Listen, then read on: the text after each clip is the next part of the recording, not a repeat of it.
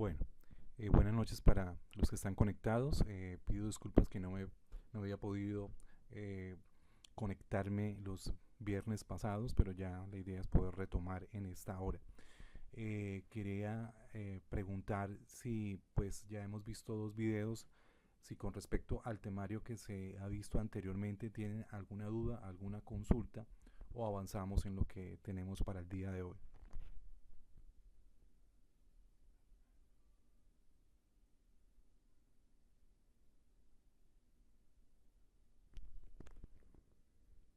Perdón, ¿me están escuchando? Sí, señor. Pues en lo personal no tengo así consulta. Hermano Johan, ¿me escucha? Perdón.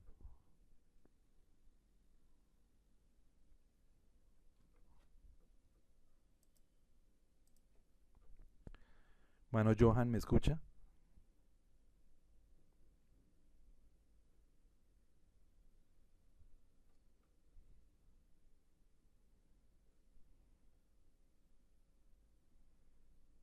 Bueno, entonces vamos a avanzar en esta noche con respecto, estábamos viendo los atributos de Dios.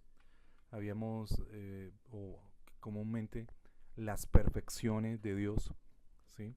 Entonces, es una de las formas por las cuales, o medios, eh, que Dios ha dejado para poder conocerlo, sus atributos o perfecciones.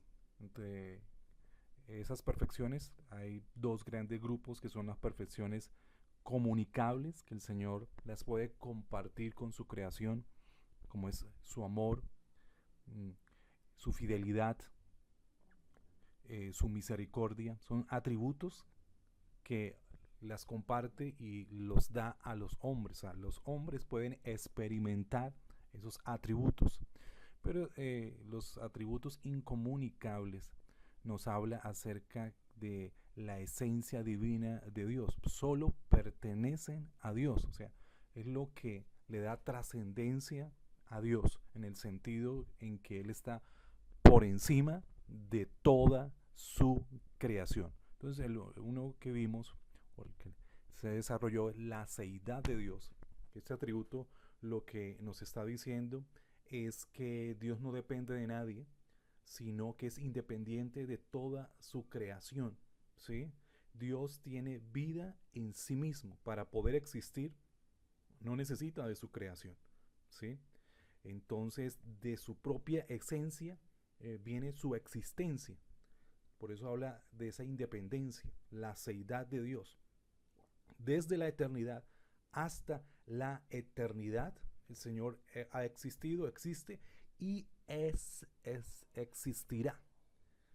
Como Jehová Dios es autoexistente y tiene vida en sí mismo. Y la Biblia nos muestra esa realidad desde el primer versículo de la Biblia, y en el desarrollo de toda la historia bíblica encontramos cómo ese atributo se coloca en primera página cada vez que Dios se manifiesta.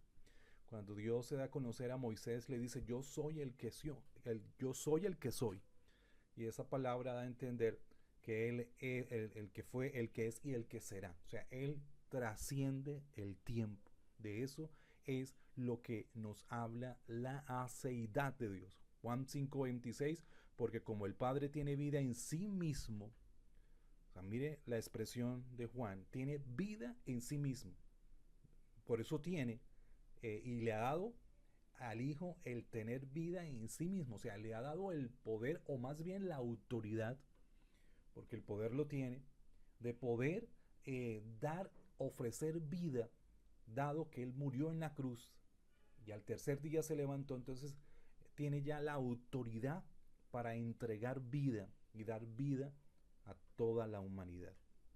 Entonces, este es uno de los atributos que describen la esencia de Dios. Dios existe o tiene existencia en sí mismo. La inmutabilidad de Dios nos habla de que Dios no cambia en su propósito eterno con respecto al proyecto que tiene con el hombre, del proyecto de redención. Número 23:19 dice: Dios no es hombre para que mienta, ni hijo de hombre para que se arrepienta. Él dijo y no hará, habló y no ejecutará.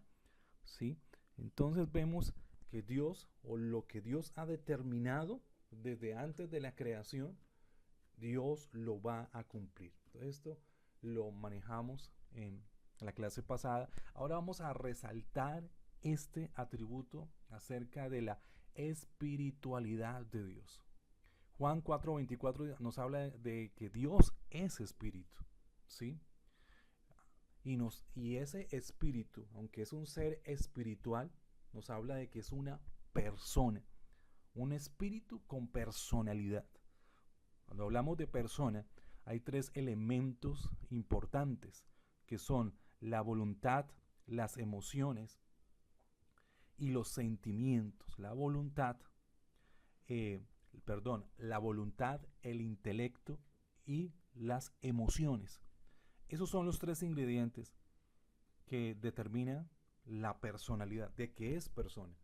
Y esos tres elementos las encontramos en el Dios espíritu, que es espíritu. Dios no está sujeto a las limitaciones que tiene el ser humano por tener un cuerpo natural, ¿sí? Entonces nos habla de esa esencia espiritual que tiene Dios, ¿sí?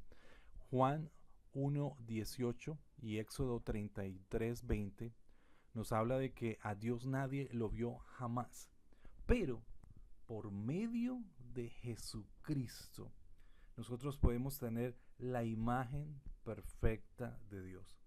No hay contradicción alguna. Juan quiere decir que nadie ha visto jamás a Dios tal como Él es. Moisés alcanzó a ver algún aspecto de esa grandeza de Dios, pero sabemos que el Espíritu puede manifestarse en forma corporal.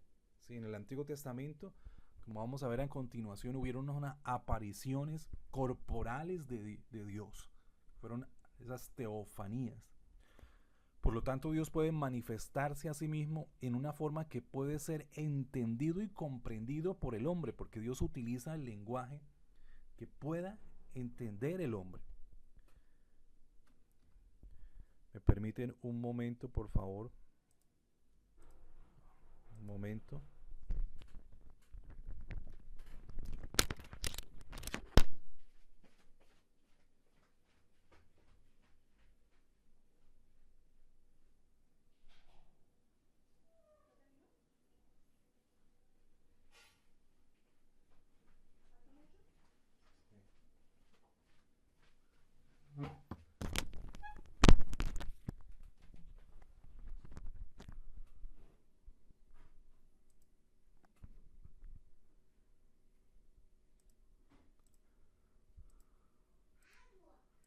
Bueno, entonces, me disculpan. Volvemos acá. Perfecto. Entonces estábamos en que Dios utiliza un lenguaje que el ser humano pueda entender. Entonces por eso en el Antiguo Testamento encontramos esas manifestaciones de Dios corporales, como fue las experiencias que tuvo Abraham, ¿sí? Gedeón con el ángel de Jehová, que es una teofanía en la cual nos muestra esa aparición corporal, no encarnación de Jesús, sino una teofanía, una anticipación corporal de lo que Jesús iba a hacer mucho más adelante. Entonces, a esas apariciones que encontramos en el Antiguo Testamento son las que llamamos teofanías. Una teofanía es una aparición de Dios, una manifestación intensa de la presencia de Dios que se acompaña de una extraordinaria demostración visual. Entonces, son apariciones de Dios que encontramos en el Antiguo Testamento. No es una encarnación, ¿sí? La humanización de Jesús, cuando Jesús viene a este mundo, ¿sí? Y se hace humano. Pero en el Antiguo Testamento son apariciones que anticipaban lo que Jesús, o esa aparición corporal, humanización de Cristo, tomando cuerpo humano. Entonces, la instancia de la teofanía, las apariciones de Dios, un ejemplo, en el monte Sinaí, en nubes, relámpagos, truenos, es una de las teofanías más grandes y memorables del Antiguo Testamento. Recordemos la columna de nube y la columna de fuego que guiaba al pueblo de Israel por el desierto. Hay otras teofanías magníficas también que encontramos en el Antiguo Testamento. El Señor se le aparece a Isaías sentado sobre un trono alto y sublime. A la diestra de su manto llenaba el templo. El Señor se le aparece a Ezequiel también en medio de misteriosas criaturas vivientes. Entonces vemos en el anciano de Días también la visión que tiene en Ezequiel, en Daniel, 7.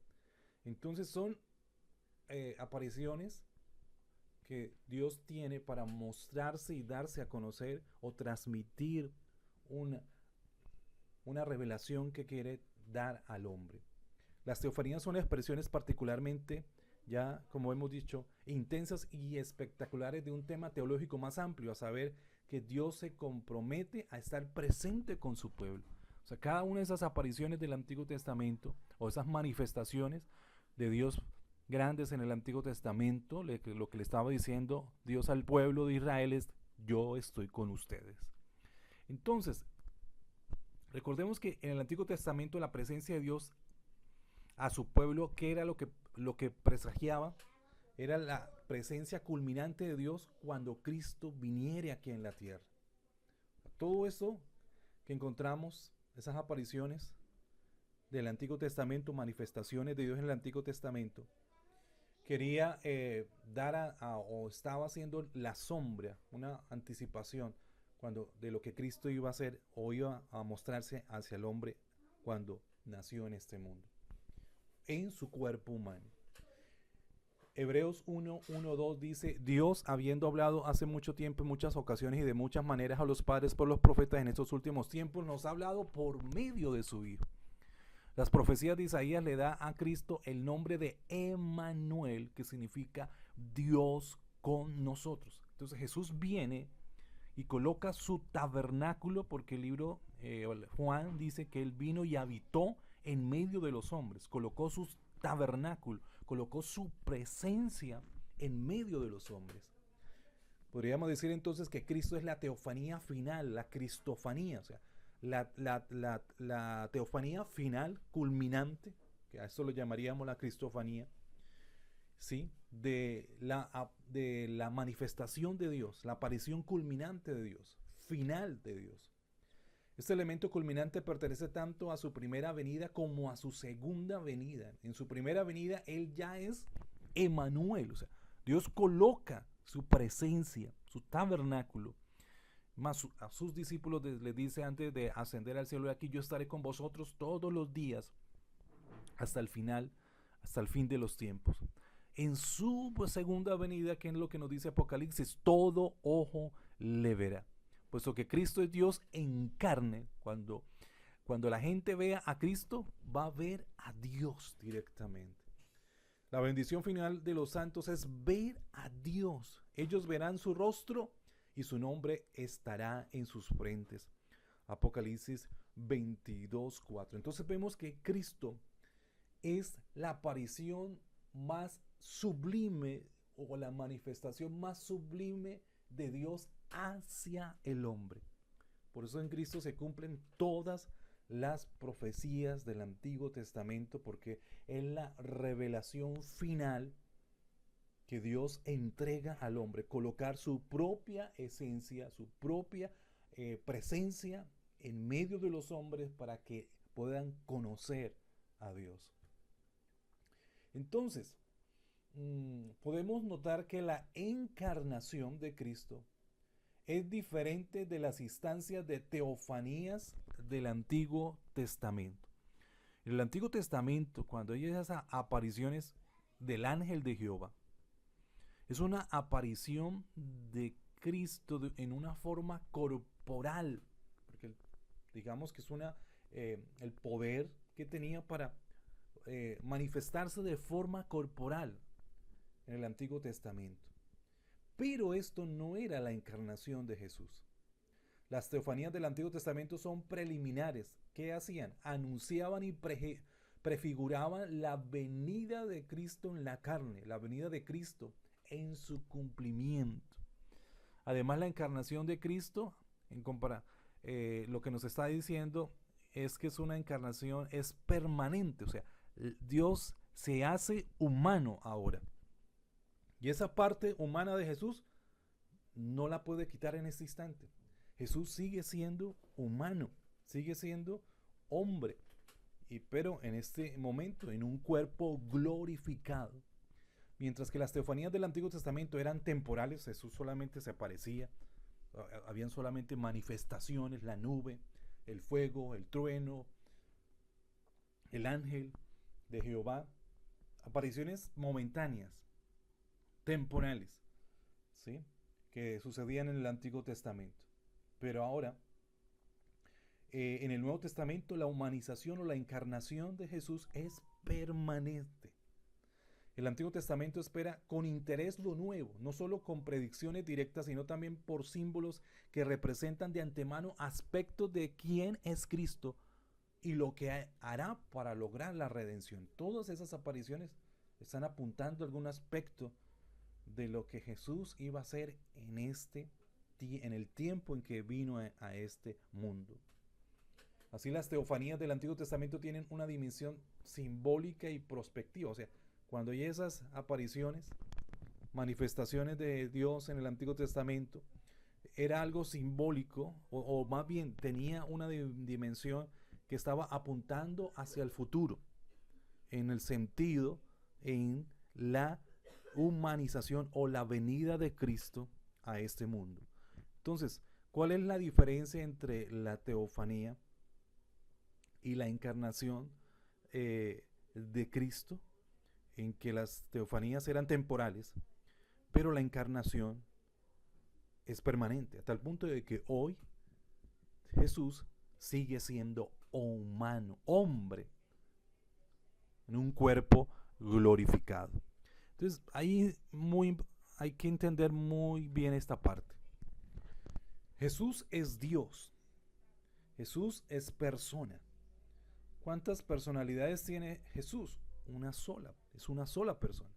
Miremos la Trinidad. La Trinidad es uno único Dios. Estamos hablando de un único Dios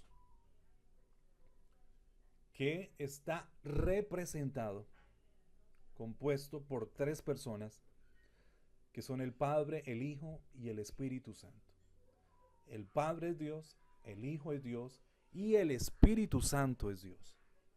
Cada uno de ellos tiene toda la esencia de Dios. No podemos decir que como son tres personas se dividen la esencia de Dios. Entonces tiene el 33% de Dios el Padre, el 33% de Dios el Hijo y el 33% de Dios el Espíritu Santo, porque entonces no serían completamente Dios. O sea, Jesús no sería Dios. Para que sea Dios es porque tiene toda la esencia de Dios. Y el Hijo tiene toda la esencia de Dios. El Espíritu Santo tiene toda la esencia de Dios y el Padre tiene toda la esencia de Dios. Y estamos hablando de un único Dios que está representado en esas tres personas. Pero de esas tres personas, ¿quién se hizo humano? ¿Quién se encarnó? No se reencarnó, como hablan los budistas, el budismo, ¿sí? No, Él se encarnó, tomó cuerpo humano. Entonces, cuando Jesús toma el cuerpo humano, Jesucristo adquirió otra naturaleza, la naturaleza humana. Entonces estamos hablando de una persona con dos naturalezas, una naturaleza divina y una naturaleza humana. ¿Sí? Recordemos, estamos hablando de una sola persona, que es Jesucristo. Y esa única persona tiene dos naturalezas. Una naturaleza divina, es totalmente Dios, y una naturaleza humana, es totalmente hombre. Pero esas dos naturalezas no se mezclaron. ¿Sí? No es que cuando Cristo viene al vientre de María, ahora mezcló su naturaleza divina con la naturaleza humana. Porque si se mezcla, entonces sale otra cosa diferente, porque tenemos una mezcla de un hombre y de un humano. ¿Sí? Es como si echáramos dos líquidos diferentes en, en un mismo vaso. Se van a mezclar y va a tener otro líquido totalmente diferente, ¿sí? A los dos que habían anteriormente independientes. Cuando estamos hablando aquí de las dos naturalezas, no estamos diciendo que esas naturalezas se hayan mezclado, sino que esas dos naturalezas se unieron. Es que como si se hubieran adherido una a la otra. A eso es lo que se le llama la unión hipostática, unión en la persona de Cristo. Pero estamos hablando de una unión, adherido, pegado uno al otro, su naturaleza divina con su naturaleza humana, pero no mezcladas, porque vuelvo y reitero, si se mezclaran las dos naturalezas, tendríamos una tercera naturaleza. La Biblia habla acerca de Jesucristo, que Jesús es 100% Dios en su esencia y 100% hombre en su esencia. ¿Sí? Entonces, ¿qué es lo que tenemos en la encarnación? Una persona con dos naturalezas. Cuando Jesús murió, Jesús nunca perdió su naturaleza humana. Al momento de resucitar, Él resucitó en un cuerpo glorificado. Pero un cuerpo humano, pero glorificado. ¿Sí? En el sentido en que no tenía las limitaciones que nosotros tenemos en nuestra carne. Esta carne humana que sí está limitada físicamente al tiempo y al espacio, que tenemos que alimentar, que se enferma, que no puede ir de un lugar a otro porque no tiene esa capacidad de trascender o de ir de un espacio a otro lugar bien distante. Jesús tiene un cuerpo glorificado que ya no está bajo el dominio de esta carne, pero sigue siendo hombre. Eso es lo que va a suceder con nosotros en el momento en que resucitemos o en el arrebatamiento de la iglesia. Nuestros cuerpos van a ser transformados, porque la Biblia nos habla claro en el sentido que esta carne no puede entrar al cielo porque está corrupta, esta naturaleza humana está corrupta y esto humano no puede entrar, tiene que ser transformado. Y por eso en la misma representación de Jesús en la resurrección, ese es el ejemplo de lo que nos va a suceder a nosotros. Entonces, en el cielo tenemos a un Dios, Jesucristo, pero a un hombre también, Jesucristo, que está intercediendo por nosotros. Por eso el libro de Hebreos resalta el ministerio del sumo sacerdote de Jesús, ahora en su labor como intercesor por nosotros. Entonces, ¿cómo puede Jesús estar intercediendo por la humanidad? Si es un Dios, ahora subió al cielo y dejó su naturaleza humana y ahora es netamente Dios, ¿cómo nos va a comprender? ¿Cómo nos puede seguir entendiendo en el cielo? Nos sigue entendiendo en el cielo porque Él todavía sigue siendo hombre. Un hombre en un cuerpo glorificado. Aún sus manos, dice la Biblia, que van a tener las cicatrices de los clavos allí, de la crucifixión, que va a ser un testimonio eterno para nosotros de lo que Jesús hizo por toda la humanidad. Entonces, a eso es lo que nosotros llamamos esa unión hipostática. Cuando Jesús se despoja, deja a un lado sus atributos divinos, no se los quita, sino que los pone a un lado, no los utiliza a favor suyo y recibe un cuerpo de humillación, el cuerpo humano, no con la corrupción de pecado, porque nosotros llevamos la corrupción de pecado de generación desde Adán, Pero recordemos que Jesús fue concebido por obra y gracia del Espíritu Santo en el vientre de María. Entonces, esa maldición generacional del pecado no tocó la humanidad de Cristo. Entonces, Él fue una persona 100% sin pecado, pero se hizo pecador y cargó con la culpa de toda la humanidad. Siendo una persona sin pecado, cargó con el pecado de toda la humanidad. Jesús resistió la tentación como humano. Ahora me pregunto, ¿por qué Satanás tentaba a Jesús? Si Satanás entendía que el que estaba ahí era Dios, solamente Dios, no tendría sentido tentarlo porque no lo iba a vencer.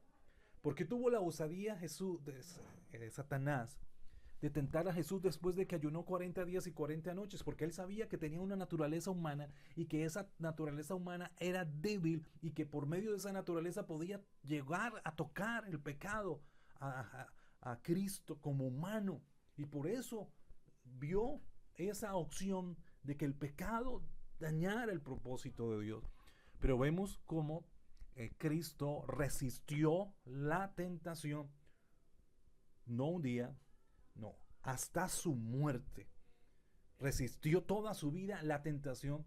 Y alguien dijo que a quien puede entender lo fuerte que es la tentación es aquel que la resiste.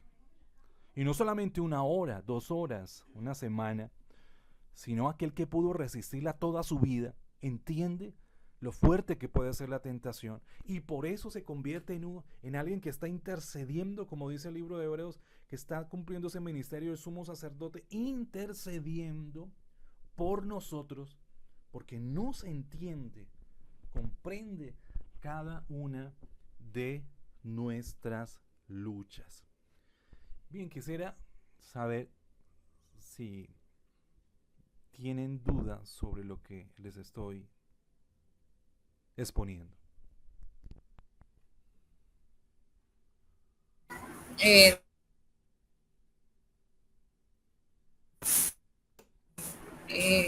No sé si me escucha porque aquí se me cierra el micrófono. Sí, la escucho. ¿No? Sí, no, por ejemplo, lo que nos acaba de explicar acerca de, no había entendido esa parte de que siempre pensé que eh, Jesucristo era en su naturaleza divina mezclada, o sea, Dios y hombre al tiempo. Correcto. Sí, a veces uno puede caer o interpretar incorrectamente eh, la humanidad de Cristo. ¿Sí? La Biblia o en los evangelios vemos a Jesús como Dios y a Jesús como hombre. A Jesús como Dios, haciendo sus milagros, sus prodigios, hablando con autoridad acerca de la ley. Y a Jesús como hombre, entendiendo las necesidades de las personas, entendiendo e inclinándose con misericordia a cada persona que se acercó a él, como hombre, como humano. Jesús como humano, ¿qué nos dice los evangelios? Que él se cansaba, que él tenía que dormir, que tenía que descansar. ¿Por qué? Porque era humano, que tenía que comer, tenía que alimentarse porque era humano. Es más, ¿por qué cuando llenó 40 días y 40 noches, por qué estaba débil? Porque su cuerpo no lo había alimentado y se encontraba muy débil. Entonces, todos estos eventos, lo que nos están diciendo o lo que nos están mostrando es que Jesús era totalmente hombre, humano, pero no cargaba con la maldición generacional de todo el resto de la humanidad del pecado de Adán. Porque si el pecado de Adán hubiera tocado la humanidad de Cristo, no hubiera aplicado para ser un mediador o el sacrificio perfecto para morir por toda la humanidad. Si el pecado hubiera tocado a la humanidad de Jesús, lo hubiera descalificado para ir a la cruz. Y por eso Satanás hizo todo lo humanamente posible para que la humanidad de Cristo fuera corrompida. Por eso lo vemos ahí en la tentación, mostrándole opciones, mostrándole otros caminos, para que Jesús no fuera a la cruz, porque sabía que era el medio de esperanza para toda la humanidad. El medio de salida para toda la humanidad que estaba perdida en el pecado era ese Jesús, ese Mesías, Hijo de Dios, con su naturaleza divina y con su naturaleza humana. Entonces, esa característica de Jesús le permitía ser el único camino, la única salida para el hombre, el único mediador, el único que podía comunicar a Dios con el hombre, porque él era Dios, tenía acceso a su Padre y era hombre, ¿sí? Entonces era un hombre que podía hacer que la humanidad volviera en comunión con Dios, porque era hombre y al mismo tiempo porque era Dios. Entonces era el medio perfecto para que el hombre volviera a tener esa cercanía con Dios. Y a eso es lo que nosotros llamamos la unión hipostática. No estamos hablando de una mezcla de las dos naturalezas de Jesús, porque reitero, saldría otra esencia totalmente, otra naturaleza totalmente diferente. Estamos hablando de una unión con la naturaleza divina y una unión con la naturaleza del hombre, o sea, humana. Jesús, reitero, es una sola persona con dos naturalezas, su naturaleza divina y su naturaleza humana. Cuando Cristo resucitó, no perdió su naturaleza humana, sino que recibió un cuerpo glorificado, que es la misma, es la forma, cuerpo que todos los que están en Cristo van a recibir el día de la resurrección o el encuentro con Jesús en el tiempo final de su venida. Entonces, a eso es lo que nosotros llamamos la unión hipostática de Cristo, ¿sí? Y es muy importante que ustedes tengan presentes que Jesús sigue siendo hombre, o su naturaleza humana no ha declinado en el cielo. Cuando Jesús vino a este mundo, su naturaleza divina tampoco la perdió, porque alguien diría, sí, la Biblia nos habla de que Él se despojó de toda la grandeza y majestad que tenía en el cielo, de todos los honores que continuamente estaba recibiendo en el cielo, se despojó de esa gloria y se humilló para ser hombre, recibir esa humanidad, ¿sí? Pero nunca perdió ese es otro aspecto que debemos tener presentes, es que Cristo nunca perdió su naturaleza divina mientras estuvo aquí en la tierra, ¿sí? O sea, esos atributos, omnisciencia, omnipresencia. Ahora, la omnipresencia de Dios en su naturaleza humana estaba limitada, lógico, estaba limitada porque en su carne y en su humanidad solamente Jesús podía estar en un solo lugar, ¿sí? Pero su omnisciencia, su omnipotencia eran todavía dicientes en él, pero nunca utilizó todos esos atributos divinos. Jamás vemos que Dios los haya utilizado para agilizar un poco o para tratar de aliviar, sería la palabra, ¿sí? Tratar de aliviar un poco con el aspecto humano, ¿sí? Porque alguien diría, no, la vida de Jesús aquí en la tierra fue una vida muy liviana, muy diferente a lo que un ser humano puede vivir porque era Dios. Si usted me está diciendo que Jesús tenía una naturaleza divina y una humana, entonces pues hizo su naturaleza divina, hizo más liviana su naturaleza humana. Pero eso no fue así. ¿Por qué? Por lo que dos razones principales. O sea, la primordial, las dos naturalezas no están mezcladas. Porque si hubieran estado mezclados, la naturaleza humana estuviera mezclada con la naturaleza divina, hubiera saldría un superhombre, una tercera naturaleza, un superhombre, y tendría pues mayor facilidad de vivir esta vida que estamos viviendo. Pero no, en su naturaleza, esas dos naturalezas no están mezcladas. Y en todos los relatos de la Biblia, de los evangelios, vemos que Jesús nunca utilizó sus atributos divinos para aliviar su carga humana. Cuando Satanás le dice, convierte esas piedras en pan, les pregunto, ¿Jesús tenía el poder de convertir esas piedras en pan? Sí, claro, lo tenía. Él lo tenía, pero yo creo que no lo utilizó porque si no se interrumpe el plan de salvación. Correcto.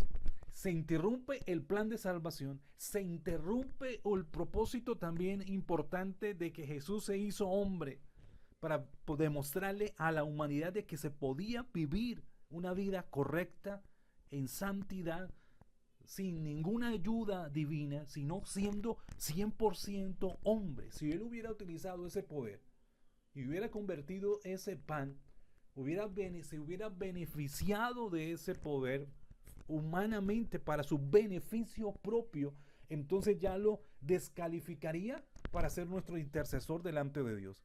Porque una persona que intercede es una persona que se identifica con lo que está intercediendo, que entiende lo que se está viviendo, que entiende esa persona, que entiende ese entorno, y por eso puede ser un intercesor. Jesús humanamente fue un intercesor porque entiende la humanidad al 100%, porque fue un hombre totalmente sometido a todas las tentaciones que nosotros vivimos, pero sin pecado. Entonces, todo el poder divino que Jesús en un momento utilizó, siempre lo utilizó para ayudar a los demás. Siempre lo utilizó para bendecir a los demás, para sanar a un leproso, para multiplicar el pan y el pescado, para sanar a la mujer del flujo de sangre, para sacar a Lázaro de la tumba, para levantar a esa niña que estaba muerta y tomarla de la mano, ¿sí? Para el paralítico de Betesda, que le dice, levántate y anda. Al ciego Bartimeo, que estaba ahí a la orilla del camino, y le dice, ven, y tiene el poder de darle sanidad a sus ojos. El que tenía la mano seca, que estaba ahí en la sinagoga, su mano derecha seca, lo pone delante de toda la congregación y hay una sanidad que todo el mundo puede ver. Aquel paralítico que le llevaron en una camilla y lo bajan por el techo de la casa y tiene el poder de levantarlo. Ahí estamos viendo el poder de Dios, su naturaleza divina, actuando, pero nunca a favor propio, nunca para aliviar su parte humana, sino siempre para bendecir a la humanidad, para decirle a la humanidad, hay un Dios misericordioso, un Dios que los ama. Y en su parte humana, vuelvo y reitero, Jesús se cansaba, Jesús lloró en varias ocasiones a Jerusalén por haber perdido su tiempo de visitación. A María, Marta, en el momento en que iba a resucitar a Lázaro, al ver el dolor que ellas tenían, también la incredulidad que ellas estaban viviendo en ese momento de tristeza. Entonces vemos cómo las emociones de Jesús humanas también estuvieron aflorando continuamente. Miren, cuando el momento más humano de Jesús, y les hago esta pregunta a ustedes, ¿cuál fue el momento donde Jesús expresó toda su humanidad como Él era? ¿Cuál fue ese momento de clímax en su humanidad que nos demostró que era totalmente humano, 100% humano, igual que cualquier otra persona en el universo y que ha existido en este mundo? ¿Cuál fue ese momento?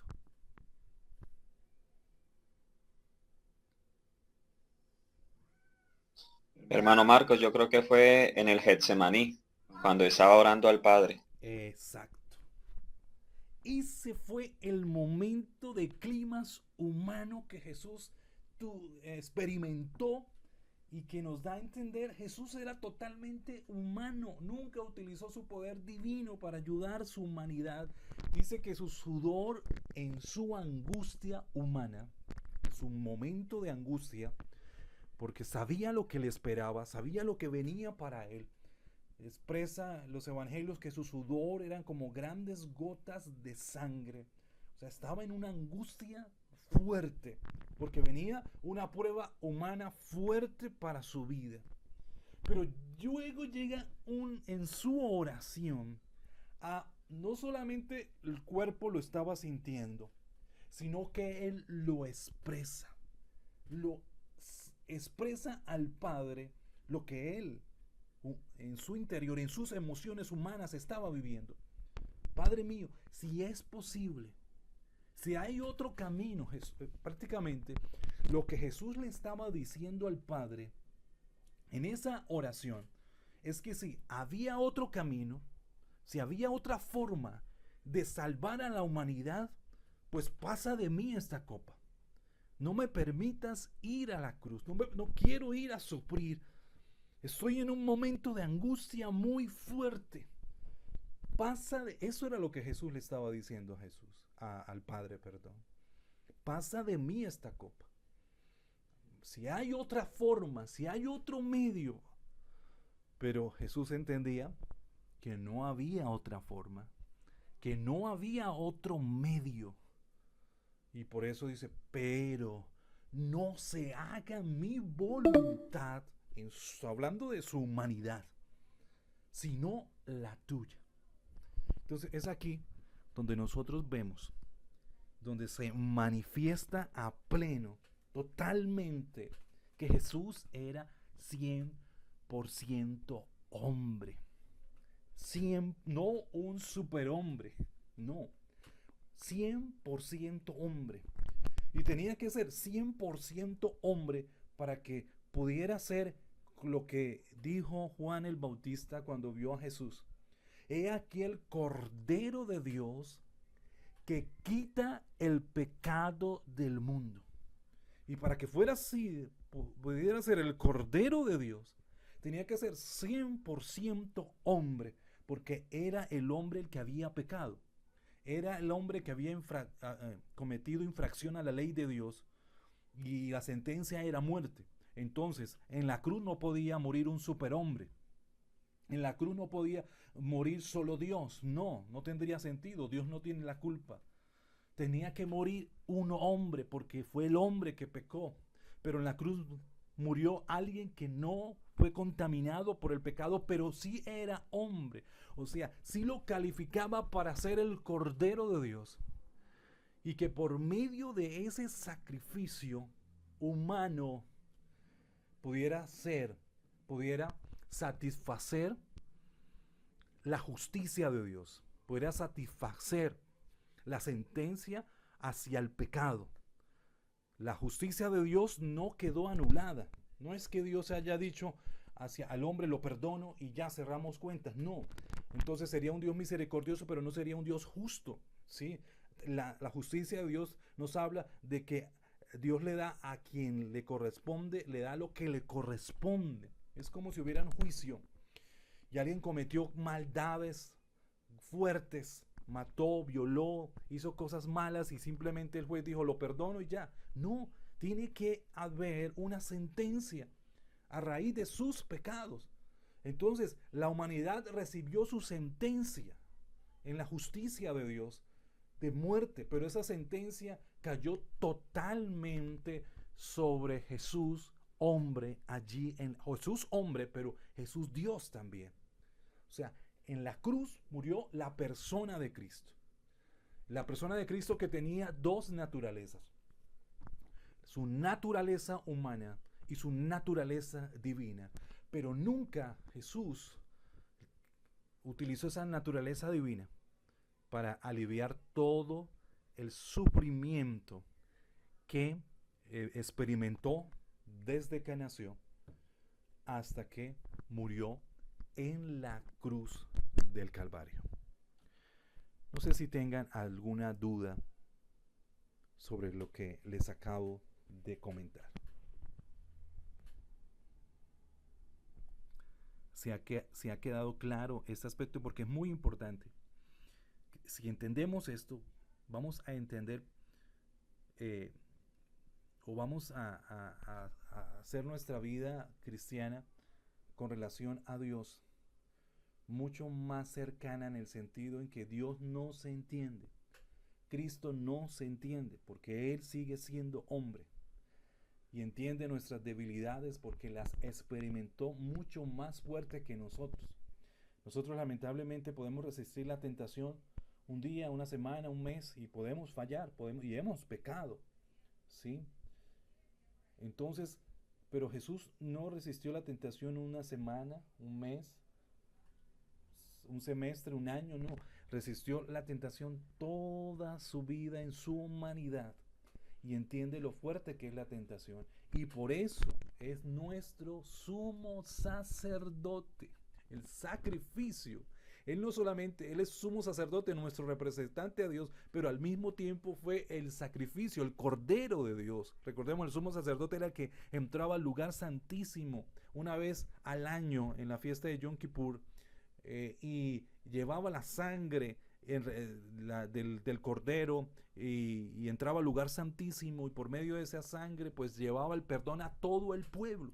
Pero ese sumo sacerdote que entraba al lugar santísimo también era pecador, ¿sí? Y estaba también pidiendo perdón por sus propios pecados. Pero en el caso de Jesús, Jesús fue sin pecado, nuestro sumo sacerdote. Y Él sigue siendo hoy en día nuestro sumo sacerdote, porque en el Antiguo Testamento el sumo sacerdote moría y otro lo sucedía, tomaba su cargo. Pero Jesús murió, pero al tercer día se levantó. Entonces esa naturaleza, ese ministerio sumo sacerdotal de Jesús sigue siendo vigente hoy en día. Por eso nos habla el libro de Hebreos que es según la orden de Melquisedec. Porque de Melquisedec nos dice que no tuvo generación, genealogía, ¿sí? Pero no es porque realmente no la tuvo, sino que el escritor de Génesis no colocó esto, o Dios no le reveló ese aspecto de Melquisedec, ni cuándo murió, porque él murió, ¿sí? Pero el libro no lo registra, o Dios no le revela a Moisés estos aspectos de Melquisedec para que fuera ese tipo de Cristo, ese sumo sacerdote permanente con respecto al ministerio que posteriormente Jesús iba a cumplir. Sumo sacerdote sigue siendo Jesús porque Él se levantó, entonces nadie lo sucede, está vivo y es nuestro representante delante de Dios y nuestro intercesor delante de Dios. Entonces esta es la esencia de un Dios que vino a este mundo, se hizo humano, murió en la cruz, resucitó y ahora es nuestro representante delante de Dios. Por eso la Biblia nos dice, porque hay un solo mediador entre Dios y los hombres, Jesucristo hombre. Entonces quería resaltar, o sea, que no podríamos avanzar en otros aspectos de los atributos de Dios, pero en este aspecto que estábamos hablando de la espiritualidad de Dios, que la segunda persona de la Trinidad vino y se hizo hombre, es muy importante que nosotros tengamos claro esa naturaleza de Jesús. Jesús hoy en día sigue siendo hombre en un cuerpo glorificado y está intercediendo por cada uno de nosotros. Vuelvo y reitero, ¿alguna duda? ¿Alguna inquietud de lo que hemos visto hasta ahora? Hermano, está muy claro todo. Perfecto. ¿Alguien más? ¿Alguna inquietud o alguna comentario para complementar este aspecto?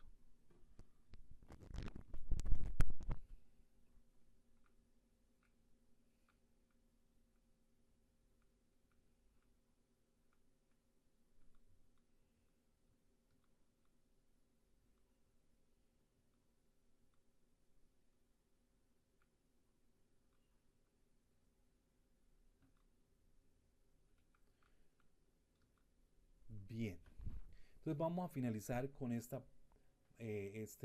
atributo de Dios, que es su infinidad. Dios no está sujeto a las limitaciones humanas o naturales. La infinidad de Dios puede ser considerada de dos maneras. Primero, con relación al espacio, Dios se caracteriza por la inmensidad, es decir, la naturaleza de la deidad está igualmente presente en todo el espacio infinito. O sea, vemos que toda la creación es infinita. Pues lo que está demostrando la creación, con ser tan infinita, en un universo tan grande, tan infinito, lo que nos está demostrando es la grandeza de Dios. Que Dios también es un Dios infinito. Y eso es lo que está manifestando su creación. Y segundo, con relación al tiempo, Dios es eterno. ¿Sí? O sea, Dios ha existido desde la eternidad hasta la eternidad. De eso nos está hablando la infinidad de Dios. Por eso la seidad nos dice que tiene existencia propia. Entonces nos está hablando de un Dios infinito, un Dios que siempre ha existido. Entonces, Dios está por encima de la creación. Antes que el tiempo existiera, Dios existía. ¿Sí? Entonces, y el tiempo que nosotros vamos llevando actualmente desde la creación de todas las cosas, empieza a correr el tiempo, la vida de Cristo, la historia que ha sucedido durante todos estos milenios. Estamos comenzando el tercer milenio. Entonces, ¿y ahora qué nos espera a futuro? Pues el juicio final de la humanidad, el reino de Cristo sobre esta humanidad, y cielos nuevos y tierra nueva. Y nos está hablando de un aspecto infinito. Porque cuando hablamos de la eternidad, pues estamos hablando de que no tiene final, ¿sí? Entonces, eso lo que está mostrando es la esencia de Dios. Dios es un ser infinito. Por eso cuando hablamos del futuro de la creación, nos estamos hablando de una eternidad con Cristo. Por la misma razón de que la esencia de Dios es un Dios eterno. Un Dios que permanece por la eternidad. A eso nos habla o nos dice o hace referencia la inmensidad de Dios, ¿sí? La infinidad de Dios. Dios permanece y trasciende por toda en el tiempo como tal. Bien, con este aspecto vamos a terminar esta clase y nos queda para la próxima hablar acerca de la unidad de Dios, ¿sí?